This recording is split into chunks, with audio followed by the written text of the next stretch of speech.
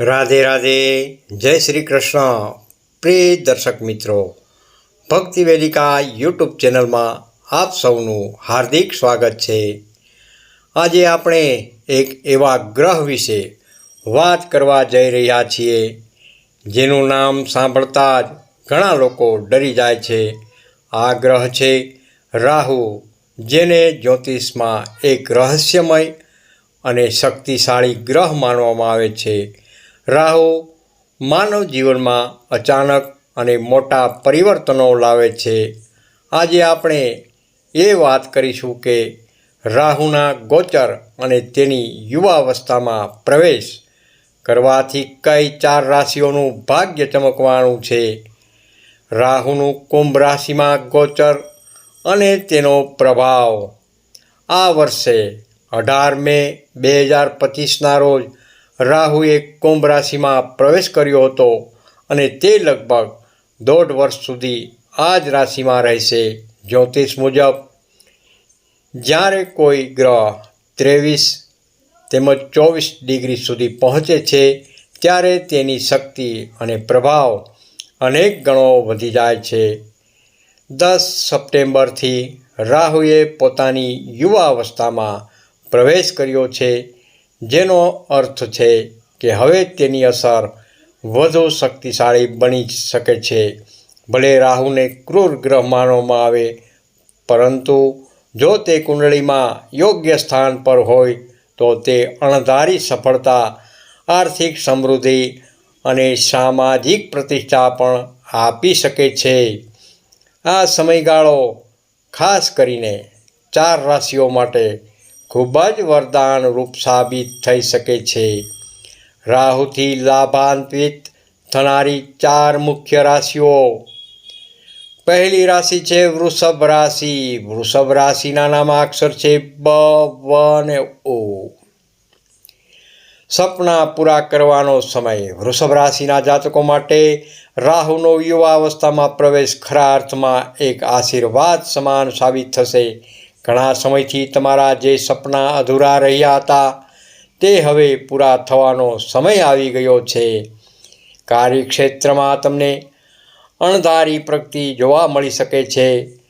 તમારી મહેનતનું ફળ તમને મળશે અને આવકના નવા સ્ત્રોત પણ ઊભા થઈ શકે છે, જે તમારી આર્થિક સ્થિતિને મજબૂત બનાવશે. સમાજમાં તમારી પ્રતિષ્ઠા અને માન સન્માનમાં વધારો થશે. નોકરી કરતા જાતકોને ઉચ્ચ પદ અને પ્રમોશન મળવાની શક્યતા રહેલી છે. આ સમયગાળામાં તમને મોટા અને મહત્ત્વના નિર્ણયો લેવામાં સંકોચ કરવો ન જોઈએ, કારણ કે ભાગ્ય સંપૂર્ણ રીતે તમારી સાથે રહેલું છે. બીજી રાશિ છે મકર રાશિ. મકર રાશિના નામાક્ષર છે ખ તેમજ જ. અચાનક ધનલાભ અને યશ. મકર રાશિના જાતકો માટે રાહુ અચાનક ધનલાભ કરાવશે. જો તમે કોઈ નવા વ્યવસાયમાં રોકાણ કરવાનું વિચારી રહ્યા હો તો આ સમયગાળો તમારા માટે અત્યંત શુભ રહેલો છે. તમારા નવા સાહસો અને રોકાણોથી તમને મોટો આર્થિક લાભ જરૂરથી થશે. તમારી ઈચ્છાઓ પૂરી થશે અને સમાજમાં તમારું યશ અને પ્રતિષ્ઠા પણ વધશે. તમારા વિરોધીઓ સામે તમને વિજય પણ મળશે. એક ખાસ ચેતવણી છે કે આ સમય દરમિયાન તમારે કોઈ ખરાબ સંગતમાં ફસાવું નહીં. આર્થિક લાભ માટે કોઈ શોર્ટકટ અપનાવવાની ભૂલ ન કરતા, નહીંતર નુકસાન ભોગવવું પડશે. આ સમયમાં શુભ ફળ બમણા કરવા માટે તમારા પૂર્વજોને સ્મરણ કરો અને ગરીબ બાળકોને ભોજન કરાવો. ત્રીજી રાશિ છે ધન રાશિ. ધન રાશિના નામાક્ષર છે બ, દ, ફ તેમજ ઢ. લોકપ્રિયતા અને કીર્તિનો સમય. ધન રાશિના જાતકો માટે આ સમય ખરેખર ચમકવાનો રહેલો છે. જો તમે મીડિયા, કલા, અભિનય, સંગીત અથવા ગ્લેમર જગત સાથે જોડાયેલા છો તો આ સમય તમને વિશેષ યશ અને લોકપ્રિયતા અપાવશે. તમારી કમાણીમાં પણ મોટો વધારો થઈ શકે છે. આ સમયગાળામાં તમારું ભાગ્ય ખૂબ જ મજબૂત રહેશે.